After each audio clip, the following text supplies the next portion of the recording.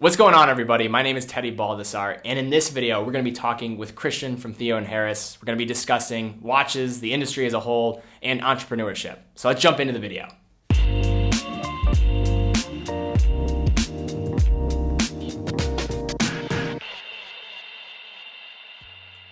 So Christian, thank you so much for joining, man. How you doing? I'm doing well, Teddy. Awesome to be on. Couldn't be happier. Awesome, buddy. So I have to ask, man, I know this is kind of cliche, but what are you wearing on the wrist right now? What do you have? You know what? Right now I'm wearing something that I usually don't throw on, but I love it so much. My personal Omega Seamaster. It was a watch that my mom and dad gave me for my 21st birthday, and I love it. I just don't really wear it in the winter. It's more of a spring summer watch for me. Cool, man. And yourself?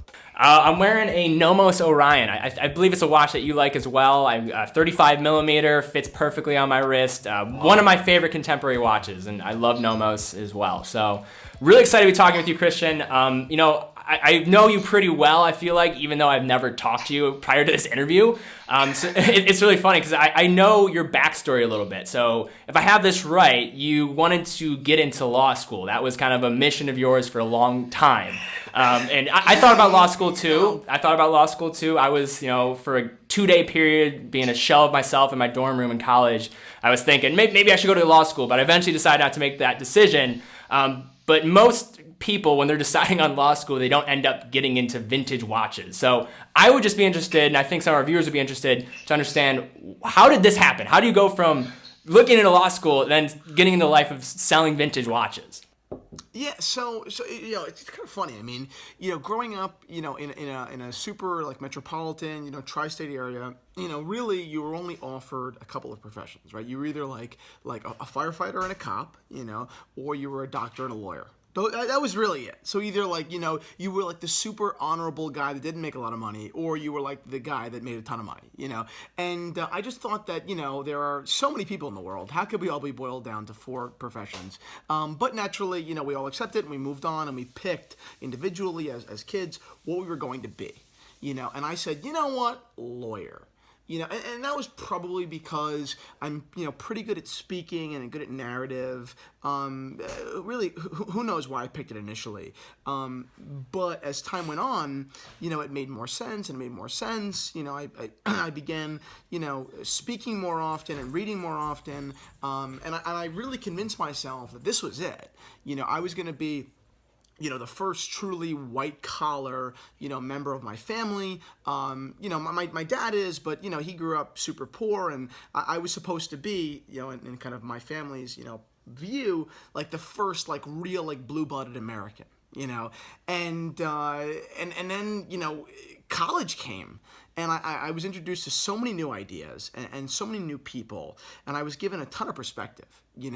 I studied religion in college, so I was given perspective from people, from seminarians, literally all over the world. And I'm not a super religious guy by any means, but it was, still, if you could take it for what it is perspective.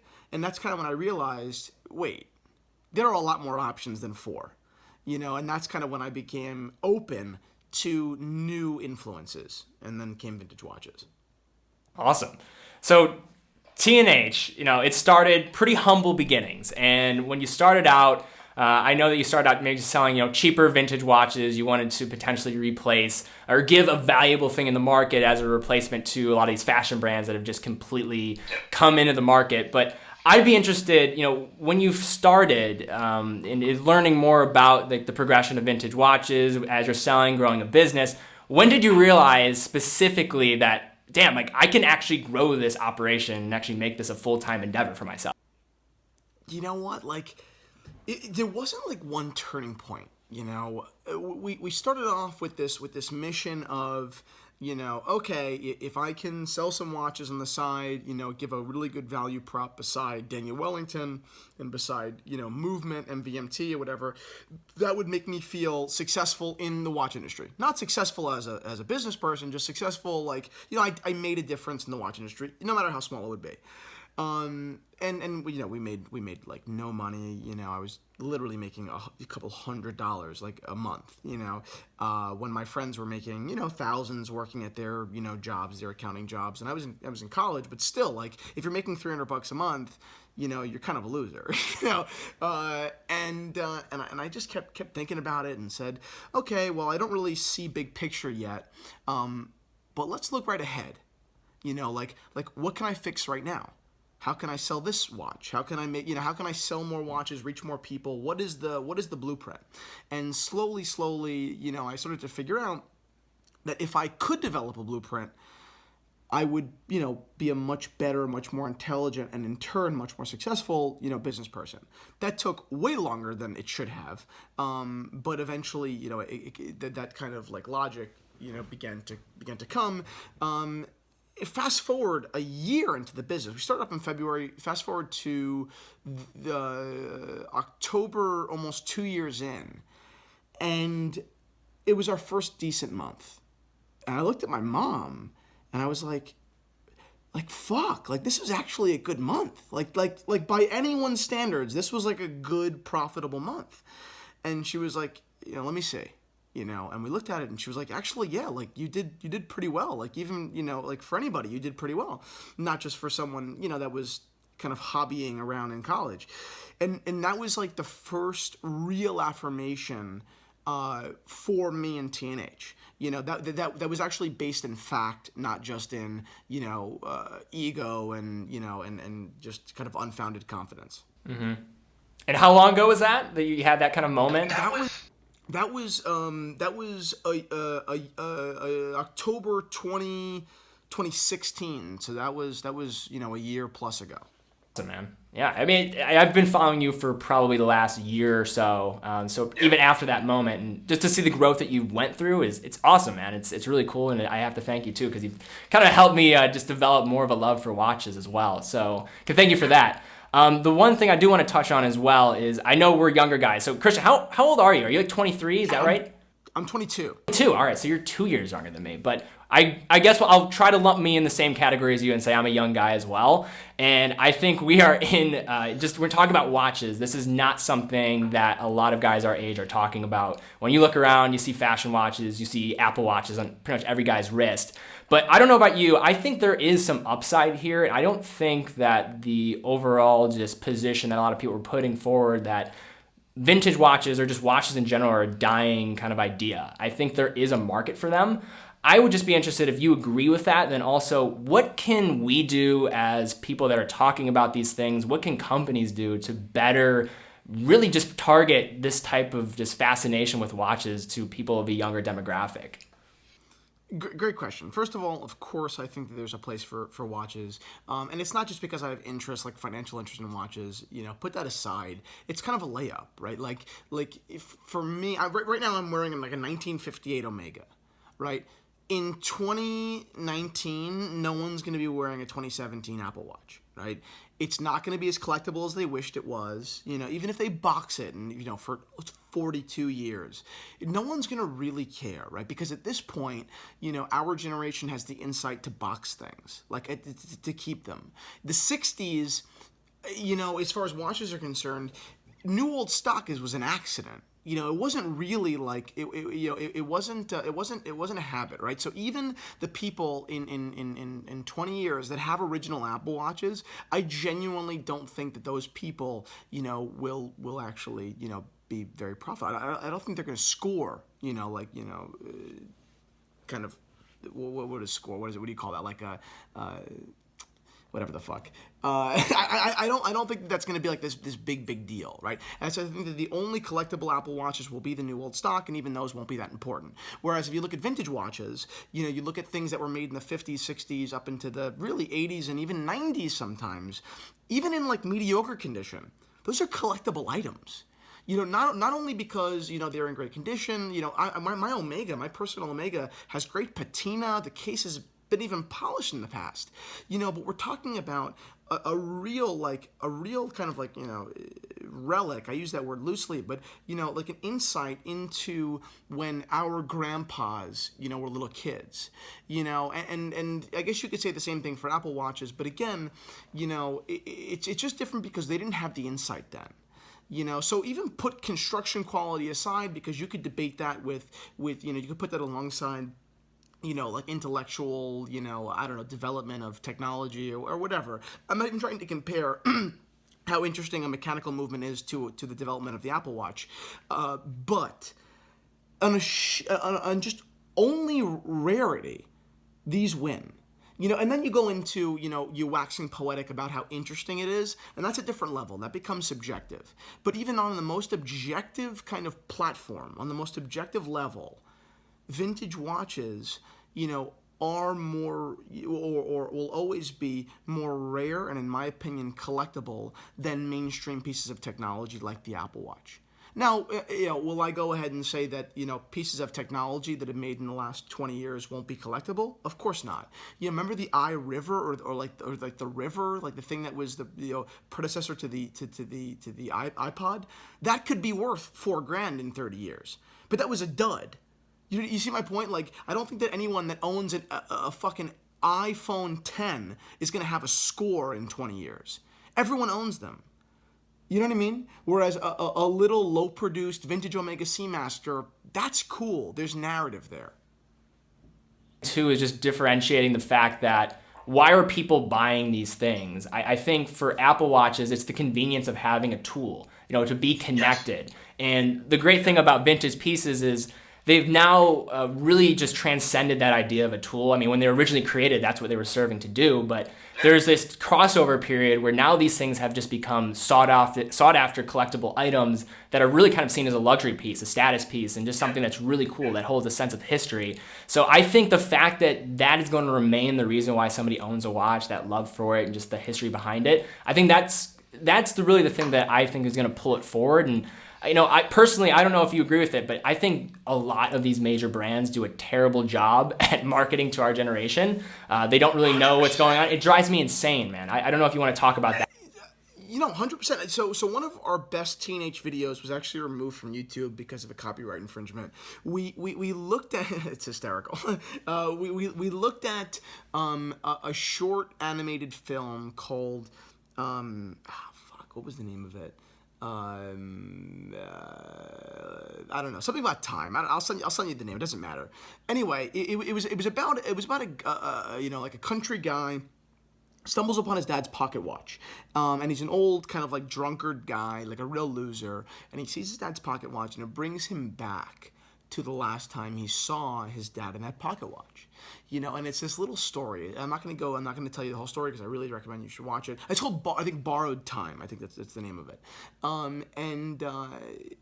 What was so amazing to me was that this stupid, I think, Pixar movie, this 4-minute or 8-minute clip, was able to understand why watches are so important, and then communicate it in one of the most artful and accurate ways I could possibly imagine.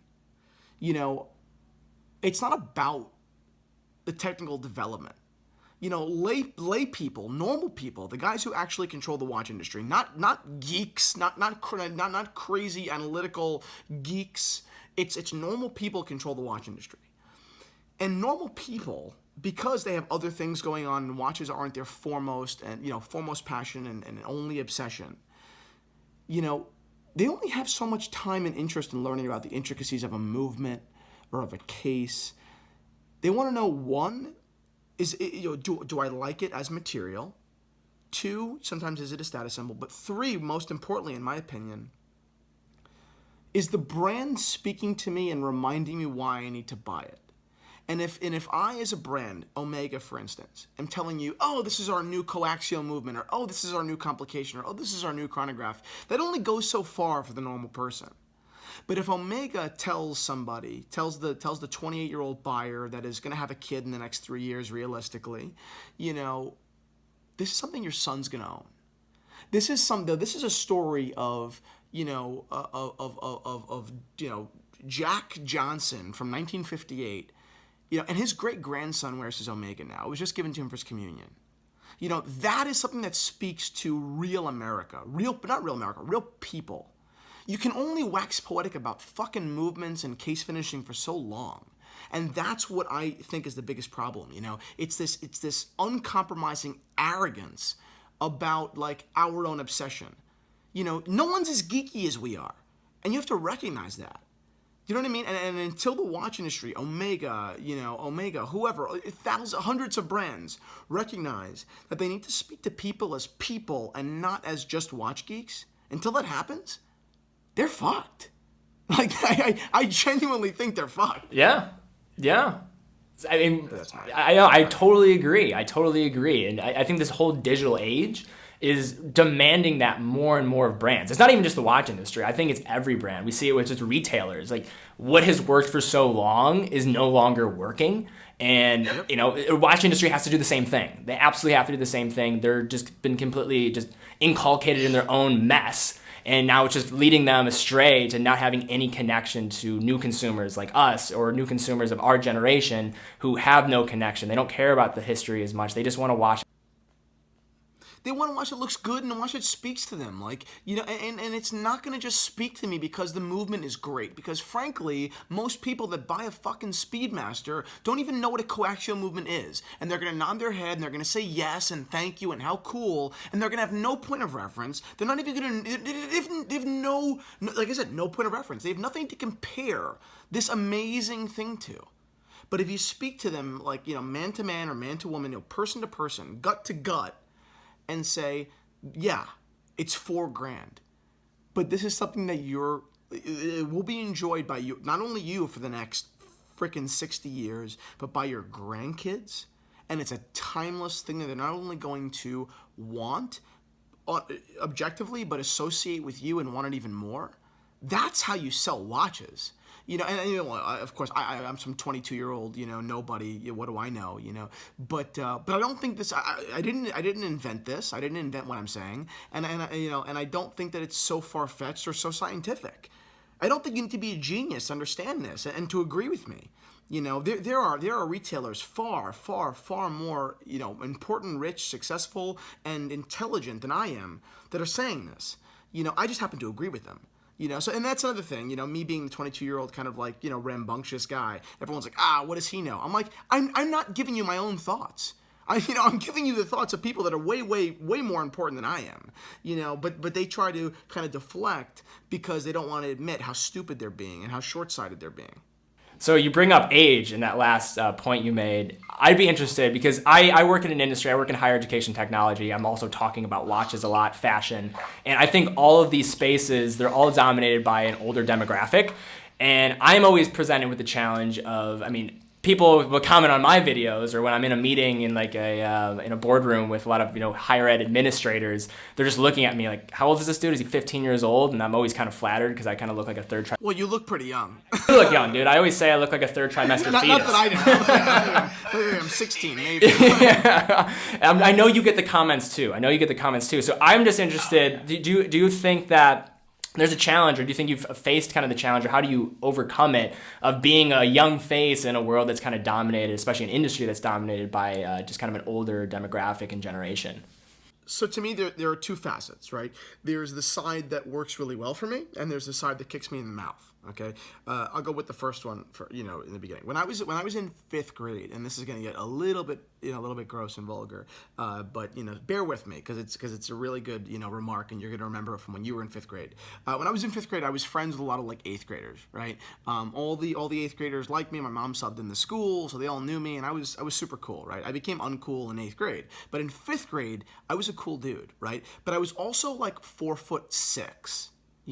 So when all the eighth grade girls wanted to say hi and hug me because they thought I was cute, naturally at 4'6", when an eighth grader embraces you, you're facing the titties, and that's kind of gross, and it's funny, but I remember thinking that was terrible and thinking that was gross, and I still do, like in retrospect, thinking that's kind of like a little bit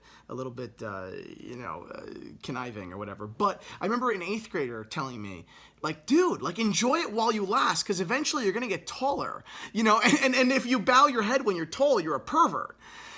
So now I look back at that and I'm like, okay, I'm 22. There are meetings I can get because I'm 22 that a 34-year-old guy can't get. Because a 34-year-old guy is just another fucking peer or another colleague. Me at 22, if I pitch that narrative, I have an advantage. You see my point? So some people are like, you know what? Yeah, I'm gonna give the 22-year-old ballsy kid a shot. I think he's arrogant and stupid a lot of the time, but I want to talk to him because he's 22. So like at the time when I was in 6th grade, I didn't hug enough girls, but now at 22, I know that I can get meetings that I couldn't get otherwise, and I do get them. So that's like the good part about being 22 in the watch industry. The bad part is, the negative voices speak the loudest, right? But there are plenty of people, that I'm very vocal, especially on my personal Instagram. How well Theo and Harris does. We'll do $2 million in retail business this year without breaking a sweat, right? And we're vocal about that, right? Not to brag. I mean, I guess it is bragging, but it's not the point. The point is, as I view it, to empower kids my age, below and above, to say, you know what, if you work real hard, and it's not just work hard, but work smart, it works. You know what I mean? But many adults, many 20, 30, 40, 50, 60-year-old dudes get real jealous, get real angry, and they just rip me apart because I'm young and like I said, a little bit arrogant and and very small league successful. So that's the bad part, and those voices speak real loud. I get so much hate because we're young and loud that I know that if I was 40, we wouldn't get. So that's a downfall. But what am I going to do? Cry about it? No, you shouldn't. So no, you brought up entrepreneurship. I didn't want to just talk watches because I work in higher ed tech and startup culture, and I'm all about entrepreneurship just as much as I am about fashion watches. So just to follow up on that last point you made, you're talking business is, entrepreneurship, I feel like, has just been so glamorized. It almost drives me insane because I feel like there's a lot of people getting into entrepreneurship, calling themselves entrepreneurs just because they like the term, and they don't. And we always just glamorize it, and we never show the backstory, the grind, the hustle, the ugly aspects of entrepreneurship.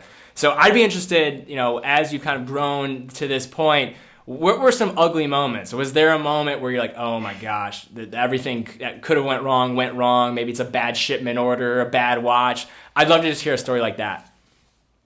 You know what it is? And I posted this not too long ago, maybe 6 or 7 months ago on Instagram.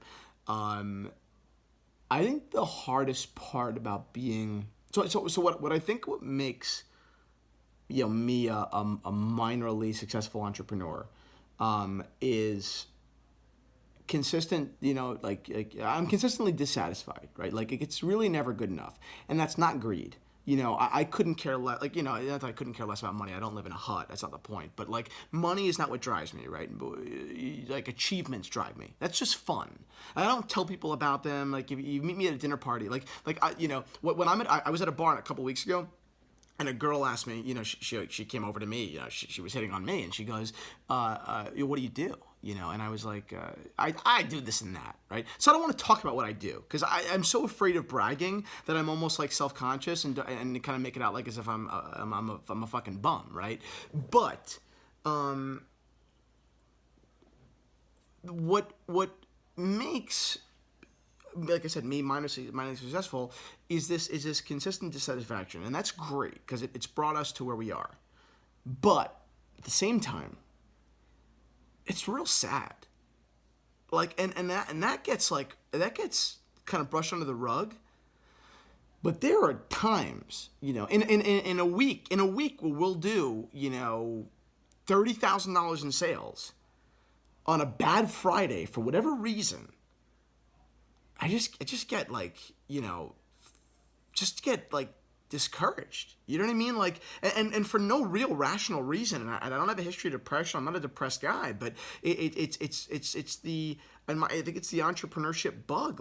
It's this, need to keep pushing forward and being better. And if one day feels like you were the same, or you didn't better the company a little bit, you really beat yourself up. So I think that a lot of, not every entrepreneur, people handle things differently, but a lot of entrepreneurs, you know, I would guess struggle with this. You know, it's hard to look at success as a net game sometimes. I feel like that's something that you work at for your whole life, but when you're in it, when it's in the moment, I mean, you feel like a freaking loser, man. Like when, you know, when something goes wrong, or when sales are down, or when clients complain for good reason, you know, even if just once, even if it's a drop in the bucket, you know, you just don't feel good. So that's the hardest part for me about being an entrepreneur. Yeah, it's a double-edged sword, and you know, I think part of it too is like you identify so much with the work you're doing, the company that you're growing, that when it falters, you feel like you falter in a lot of ways. And like you identify because you know your blood, sweat, and tears in it, man. Like you feel you're taking the hits along with it when it happens, and it becomes a part of your personal identity. So I totally feel that. You know, I'm in a small company. I mean, I work in 10-person company. You know, one of the first employees in the company. You know, working to grow it. It's tough, man. And you know, I've always wanted that kind of hustle, that entrepreneurial kind of side, and just ability to grow something. So I totally get that. I mean, do you find that like the work? I mean, you know. We could have totally different opinions on this. There's no right answer. But do you find the work harder, or is it a psychological thing that's harder for you? I mean, what do you struggle with? You know, I think the thing that I struggle with the most is, man, it is just the bad days. I mean, I work in sales, so I'm basically responsible for all the business development of our company. And it is an absolute grind. I mean, just the constant rejection, the constant, battle of the ups and downs and the roller coaster, not knowing, how long the doors will stay open. I mean, if things are going incredibly well, but still, it's a grind. It's an absolute grind. And But for you, like, so you work in sales. So, like, I would imagine there have been certain Wednesdays that you have brought in a disproportionate amount of sales, right? Do you feel like that, like you remember that Wednesday on a Tuesday where you bring in nothing or you fail, or are you just that good at it where you're like, I don't mean that in a kindness anyway. Like some people are just strung like that. Or do you just think about like, oh, today sucked, like fuck, or do you think about oh, like net last Thursday was great, I have to remember that. Like, are you good at that? Or I think there's so much hardship that you have to be able to cling on to those moments of, even if they're brief, that success. Like you have to. I think that's part of my nature. I'm just an eternal optimist. It's not like I'm the same way as you though. I am incredibly hard on myself. And I will find reasons to kind of pull myself down, but I will not let it destroy me. You're smart enough to know that you really do have to be right. Yeah, you're right. So, I just think it's important, like just the hardship of entrepreneurship, the hardship of trying to, scale out a company. I think it's part of my personality as well, that just being as an eternal optimist is like important. I mean, sure, you want to be, skeptical, and understanding that there's going to be challenges, that, you have to be able to make informative decisions and, know what's going to take to be successful and continue to thrive. But I think it's just such a grueling process that it's important to also celebrate the victories, because it's such a long cycle to grow something. So that's kind of the big thing for me, is just like dealing with seeing outside of just the everyday and just being so tunnel vision into what you're doing and just seeing the big picture is important. And then being able to look back. It's a super hard medium, man. I think that is, that is just so important. I have a hard time, right? Because big picture, I know teenage is going to be a massive success. I mean, it's successful as it is, and I know it's going to be a tremendous success in the next 2-3 years, right? Like exponentially so. But that's very hard to know sometimes. When you catch that bug or you hit that valley that you said, fuck, I didn't make any real, not just catching up, not just recording a video, but I didn't make any real progress in the last 2 days. Like I didn't raise the bar, so that when I hear people say that, and once again, like, do not take this the wrong way. I'm not a depressed guy. It's not my thing. I'm super lucky that I don't have those tendencies. But when you hear like real statistics that entrepreneurship is, directly correlated to, self-harm and real bad shit, it makes sense, man. It does. I mean, not many other professions put yourself out there like this. Not many other professions. I mean, you're the end. You are the number one, and that's not a bragging point. That's almost like something you wish that wasn't the truth. You know what I mean? Like that's just fucking it. There's no one beyond you. You're accountable. You're accountable for everything. So it's great, but I can totally see how that goes awry in a lot of people, and it's very sad. Yeah. So let's segue to a little bit more positive note. How about that, Christian? So I watched your channel. I enjoyed the video that you guys did. You and Anna, we were just in front of the camera, just talking about the early days of TNH. And was it hot chocolate and schnapps? That's right, hot chocolate and schnapps. You were, dude. I was watching it a couple days ago too, so I rewatched it. But one of the funniest parts of that video was when you were gonna get the plug in Hodinkee. You leave that crazy voicemail. I mean, just that moment. It's just captured, just all those emotions just in one voicemail. I thought it was so funny. I quote unquote like started TNH in November.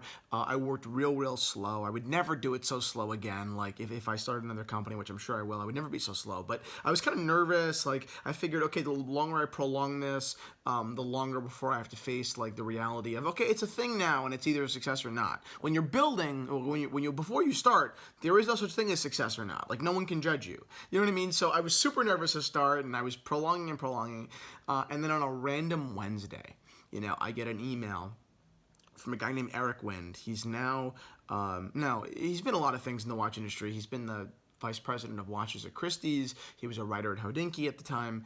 And I get an email from him, and he's like, hey, Christian, we had been in touch a little bit. Hey, Christian, if you're going to launch TNH, soon, like if you can launch like by tomorrow, I'll feature you on Friday, on my article. And I was like, wait, what? Like what you mean to tell me that if I have my entire website up, watches listed, descriptions written, photos taken, by tomorrow I'll be on Hodinkee, the biggest watch publication in the world? Like, yeah, I'll do that. Meanwhile, I had like no say in any of this. I'm the one that orchestrated it, but Jesus Christ, I didn't take the photos, I didn't build the website, I didn't do any of that. So like really, the audacity on me, like, you know what I mean, to tell our web designer and to tell our, photographer, hey, get this shit done, like in the most polite way possible, of course, like by Thursday, because it's super important to this company. Like that was hysterical. So I call up Anna, who was just some girl that I had been, doing mock trial with at the time, and I was like, hey, like, if you can come over today, we could take watch photos because my website needs to go live tomorrow. Like, I'm having a fucking panic attack, and sure as shit, she comes over, take photos, and Theo and Harris went live. And you got in Hodinkee, right? And we were on Hodinkee, and it was, at the time one of the best days of my life. Yeah. So I have to ask, man. So Hodinkee, you're kind of in a similar space as them, being, selling vintage watches. So I'd be interested. I mean, let's get a little controversial. What do you think of Hodinkee? We definitely, kind of run in similar circles, but very, very different. Hodinkee is more of a journal. Hodinkee's it's a little bit less opinionated, and even when they are opinionated, they're not necessarily bold. It's a great publication. I'm a big Hodinkee fan, especially historically. I have tremendous respect for particularly Ben Clymer. He's probably one of the people that I look at now and I say, wow, I'd like to, kind of be him in a couple of years, 4, 5, 6, 7, God knows how many years. But still, tremendous success. Tremendous, respect. Still, there's plenty you can criticize. I thought, at a time, Hodinkee was everything. Then I went into a phase where I said, Hodinkee's, a sellout. They sell their articles. They don't stand up for their opinions anymore. They're not true watch geeks. And I'm kind of right. Like, Hodinkee in so many ways, has sold out. They don't, really do as much hardcore watch geeky journalism as they used to. They have partnerships with so many brands that they can't tell the truth about. And that's fine. Now I feel that way, but there was a while where I was like, screw them. Now I'm just like, yeah, that's good business. Like, you're not lying. You're just not shitting your bed. So you become more realistic, I think, as, I don't know, not that you get older, but the more exposure you have, you become more realistic, less idealistic, and say, okay, if you're looking to build a 50, 60, $70 million company, you have to make concession, and that doesn't mean you're lying. It just means that it's not the dream world you thought it was. I think that's pretty fair. So I have to ask now too. So you're a lover of vintage watches. You're a lover of watches in general, and you've been in the market now long enough. I'd like your opinions on this. And I know you deal with a lot of iconic pieces. I mean, I know your love for Datejust, Day-Dates. I mean, I have the same love for them, Cartier tanks, and a lot of other watches that I know you love. I would be interested to know, like, contemporary. I know it's not necessarily the space that you specialize in and really look at as much, but are there some contemporary pieces, some watches that have come out like maybe the last 25 years that you think have potential to be sought after vintage, collectible items in the future? Are there any like brands or just watches in general that you think have that potential? Yeah, good question. I mean, there's, coming to literally off the cuff, I mean, there are some great reversos. Some of the Tribute to 1931 Ultra Thins are great watches. They don't fit my wrist. They're a little bit big, but if your wrist, I feel, is 7 inches plus, they're tremendous watches that I genuinely think will be collector's items in the future. Will they be as valuable as Rolex Daytonas? No, of course not. But nonetheless, valuable and desirable. I think that right now Explorer 2s, particularly white dials, are very valuable. There's a big market for those I see in the next couple of years. Rolex GMTs are popping. 16710 reference, which is the last reference before the ceramic. That's a great reference. My dad has one. A great mixture between vintage aesthetic and modern sizing without the super case. What else? There are plenty of good watches. Do I think the days of watches like the Daytona being traded at 400x retail are over? Probably. Like nothing today is, no watches I think are going to be traded at such astronomical numbers. The Omega Speedy Tuesday, is that going to be a $30,000 watch? No, of course not. It's a $9,000 watch. And it always will be, probably. Maybe it'll fluctuate a little bit, but nothing astronomical. There are plenty of watches out there, but I think that the days of incredible pops in value, I think those days are pretty much over. Why do you think that? Why do you think that's the case? Because of production. Look at Cartier. I mean, how many tanks did Cartier produce between like 1900 or 1905 and 1970? Like a couple of thousand tanks. No wonder why they're up, X percent. No wonder why they retailed at $200 and now they're worth $14,000 or $18,000 or $100,000. They produced a fucking 70 of them. You see my point? Like, no wonder why Rolex Daytonas, which, were produced en masse, but they were abused and beaten and worn and just destroyed for decades. No wonder why the remaining handful of examples are tremendously valuable. I just don't see, most or many modern watches that are going to, hit numbers like that. I just don't see it. That being said, just to kind of clarifying my point here, I don't think that modern watches are going to take a bath. I think they're going to increase. I think that, Batmans will be more valuable in 10 years than they are today. I think that the white gold GMT will be more valuable. I think that ceramics Mariners, I think that, JLC chronographs, master chronographs, master, perpetuals, all these watches will be just as valuable, if not more valuable, in 10 years than today. But I just don't think so exponentially as their predecessors. It's amazing. You lease a Mercedes for $750 a month, which is a stupid number, and everyone does it. Not everyone, but a lot of people do it. And then you can buy a JLC, that will be worth $2,000 more in 14 years, and it's basically free. You made $2,000. No, I mean, did your money return you tremendous, return in 10 years? No, it didn't. But it didn't cost you what other comparable luxury items cost you. You know what I mean? Yeah. So that's a nice segue to a point I wanted to make next, and just a question I'm going to pose to you. So one of my most popular videos was a video I made about watch collecting mistakes. So I've been, developing just kind of, intrigue in watches. I totally got sucked into the fashion watch scene. I hate it. I didn't have like a father figure. You went heavy. I went heavy, dude. I went heavy. I spent probably a year prior to really understanding, the whole concept around mechanical watches, the history behind them, watching content like yours. I got sucked into it. I got sucked into the influencer marketing, and that was one of the big points that I made. And I just scaled too fast once I did get into it, so I just ended up liquidating a lot of the watches that I bought. What did you buy? How many watches did you buy? Dude, so the first year, I don't even consider it collecting watches because it was all just these fashion brands, and I just bought them. Yeah, absolutely. You thought you were John Goldberg. Yeah. No, like the first, you get like 10 watches. You're like, oh yeah, look at all these watches. I have so many options. And then you realize you have no options because you get a sense of what you actually like. And then the same thing happened once I learned about just the whole, mechanical world, automatic world, and understanding just kind of the history horology, what was there and what I enjoyed. So then I would buy, and then right after I started watching a lot of content, absorbing like Hodinkee and things of that nature, I bought like a lot of watches. I'd say probably 10.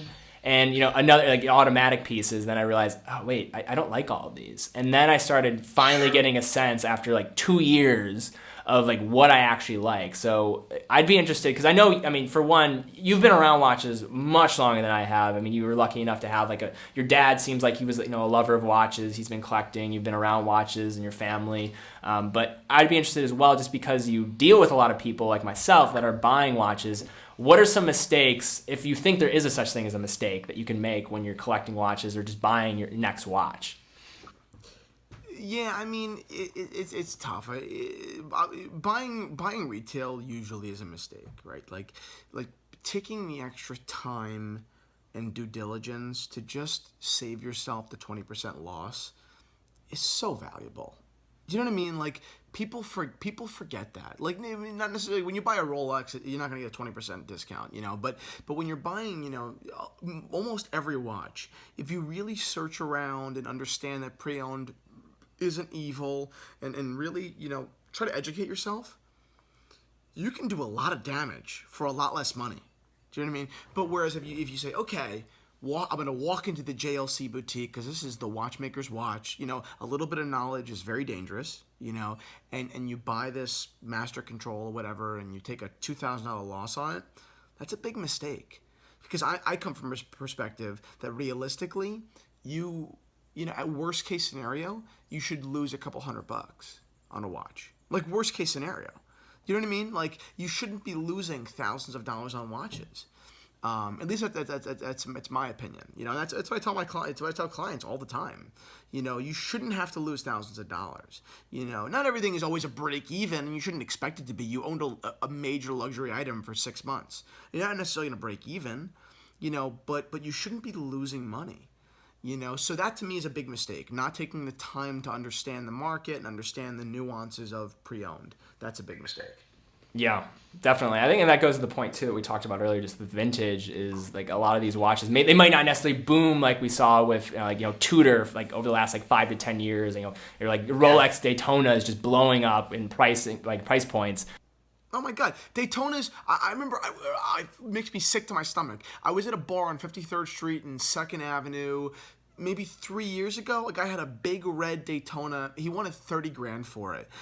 Just hanging out. Like I bumped into the guy, and at the time they were trading at like $30,000. So I was like, well, if I want his, I could just go buy somebody else's. You know what I mean? Someone else's. Like I don't need to buy his right now.